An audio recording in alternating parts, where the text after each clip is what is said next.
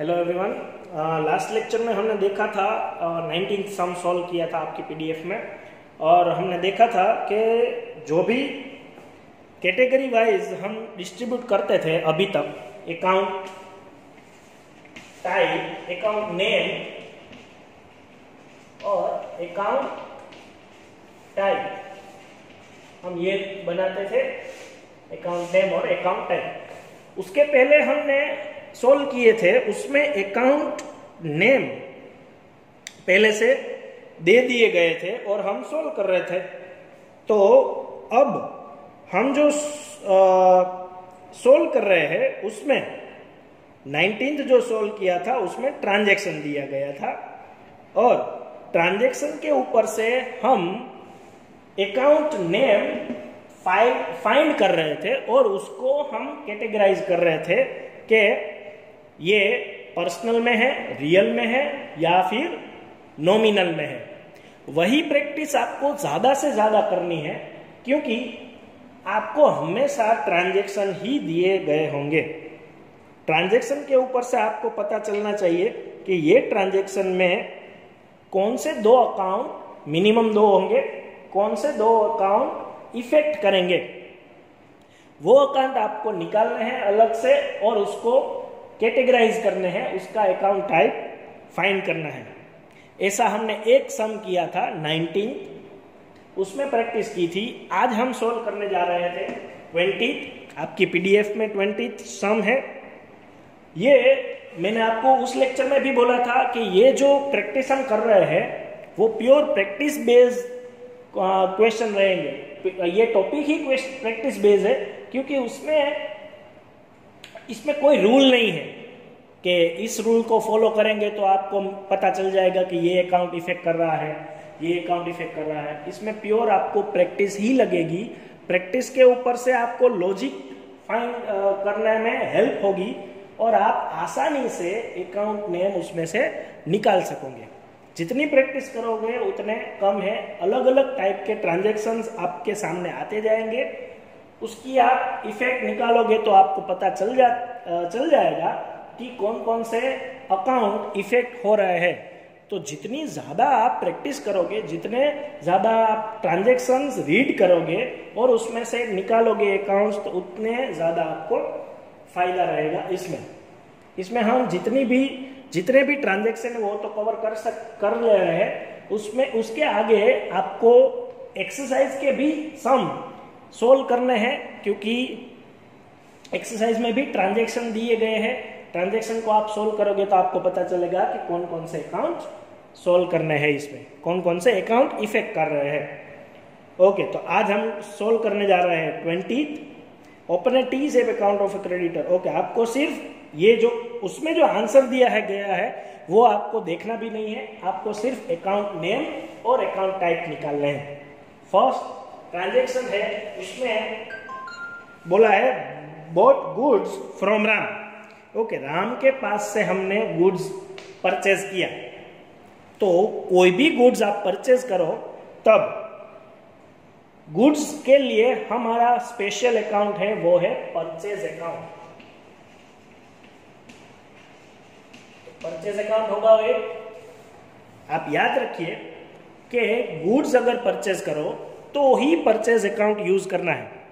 अगर कोई assets purchase करो तो वो असेट्स का नाम लिखना है। सपोज यही ट्रांजैक्शन में आपको ऐसा बोला गया हो कि बॉट फर्नीचर फ्रॉम राम, तो फर्नीचर अकाउंट लिखना पड़ता आपको, क्योंकि फर्नीचर के नाम असेट्स के नाम लिखने हैं और गुड्स के लिए परचेज, सेल्स, परचेज रिटर्न और सेल्स रिटर्न, ये चारों अकाउंट फिक्स है।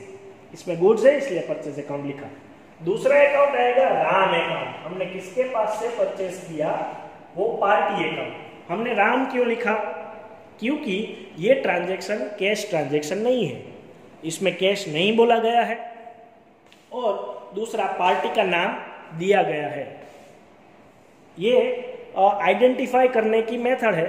अगर ट्रांजैक्शन में आपको कोई भी इंस्ट्रक्शन ना दी गई हो और पार्टी का नाम दिया गया हो तो वो क्रेडिट ट्रांजैक्शन है, मतलब पेमेंट अभी नहीं हो रहा है। अगर कैश का बोला गया है तो ऑब्वियसली वो कैश ट्रांजैक्शन है।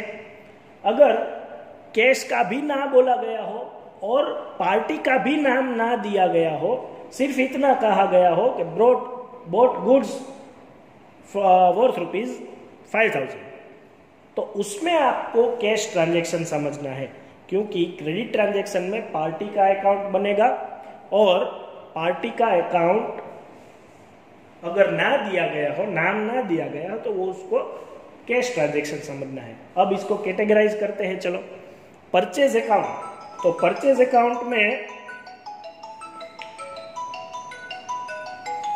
अकाउंट में आपको कौन सी कैटेगरी में लिखना है? ये परचेज है रियल में, गुड्स अकाउंट है तो रियल आएगा, राम नाम है इसलिए पर्सनल में आएगा। अब इसकी प्रैक्टिस तो आपने ज्यादा कर ली है, तो कोई भी नाम, कोई भी अकाउंट का नाम आएगा तो आपको रियल, पर्सनल और नॉमिनल वो याद रहता जाएगा। इसकी भी प्रैक्टिस ज्यादा हो गई है। Okay, second, paid cash to Ram. Okay, आपने राम को कैश में पे किया तो कौन सा ट्रांजैक्शन आएगा, कौन सा अकाउंट आएगा? एक कैश अकाउंट, क्योंकि कैश गोज आउट, और दूसरी राम अकाउंट, तो दूसरा आएगा राम अकाउंट। कैश आएगा रियल में क्योंकि असेट्स है हमारे लिए, और राम आएगा अगेन पर्सनल में, नाम है इसलिए। थर्ड ट्रांजैक्शन, ऐसे ही आपको प्रैक्टिस करनी है, इसलिए प्रैक्टिस के साथ साथ आपको पता चल जाएगा कि ये ट्रांजैक्शन होता है तो ये अकाउंट इफेक्ट करता है। Again brought goods from Ram, तो वो तो सेम ही आंसर आएगा। ब्रॉट गुड्स फ्रॉम राम तो परचेज अकाउंट और राम अकाउंट, उसका भी आंसर सेम, परचेज रियल में और राम पर्सनल में।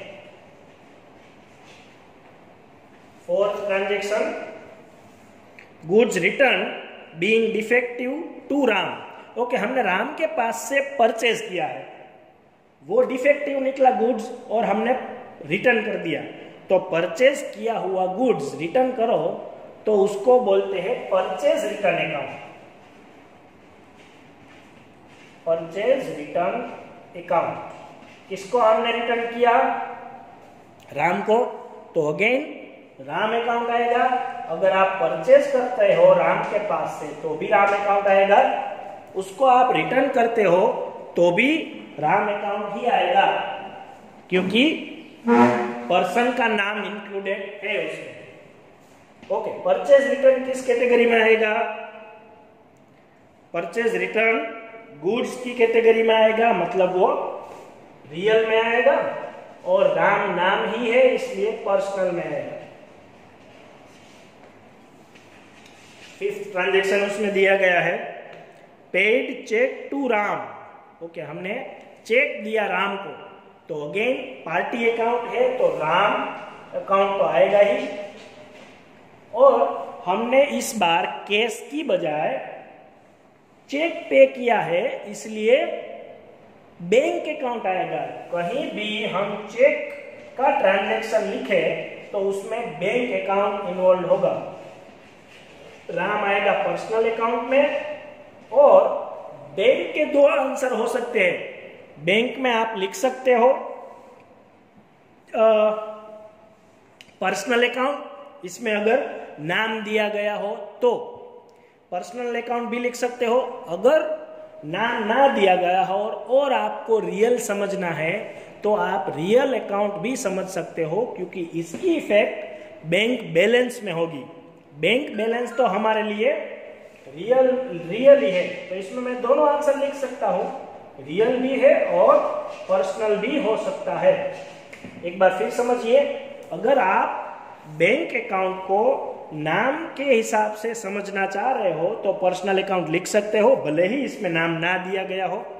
और अगर बैंक बैलेंस आप इसे समझो तो बैंक अकाउंट को रियल अकाउंट समझ सकते हो, क्योंकि बैंक बैलेंस हमारे लिए रियल है, असेट्स है हमारे लिए। ये कोई भी आप आंसर लिखो, इसके आगे कोई भी आपको प्रॉब्लम नहीं होगी। इसका रूल अप्लाई करो या इसका रूल अप्लाई करो, आपको कोई दिक्कत नहीं होगी, कोई भी आंसर इसमें सही ही होगा। ये आपको मैं स्लोली करवाता हूं क्योंकि ये प्रैक्टिस से समझना है, एक एक ट्रांजैक्शन में आपको समझाता जा रहा हूं। इसके आगे ज्यादा से ज्यादा आप प्रैक्टिस करना ट्रांजैक्शन की। एक्सरसाइज में जितने ट्रांजैक्शन है वो सोल्व करने की ट्राई करना। इसमें जितने भी दिए हैं वो मैं सोल्व करवाऊंगा आपको, लेकिन जितने ज्यादा बने उतने ट्रांजैक्शन आप सोल्व करना। उससे आपको ये अकाउंट निकालने की प्रैक्टिस ज्यादा होगी और आप इजीली ये अकाउंट आइडेंटिफाई कर सकते हो। इसकी प्रैक्टिस आपको हो गई है क्योंकि ये आगे लिस्ट हमने सोल्व किया था, जो भी सम आए उसके लिस्ट में हमने ये कैटेगराइज किया था। तो ज़्यादा से ज़्यादा प्रैक्टिस करना, उसके आगे वाले सम भी हम नेक्स्ट लेक्चर में सोल्व करेंगे। Thank you.